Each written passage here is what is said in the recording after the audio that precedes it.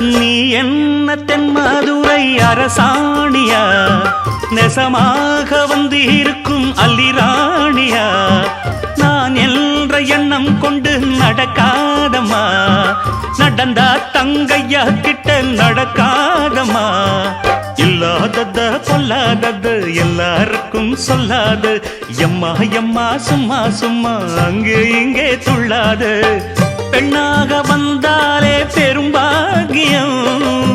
முன்னோர்கள் சொன்னாரடி ஒரு வாக்கியம் வாயாடியே போல பெண்ணாலே பெண்ணின் புகழ் மங்கும் தன்னாலே பாட்டு படிக்கும் குயிலே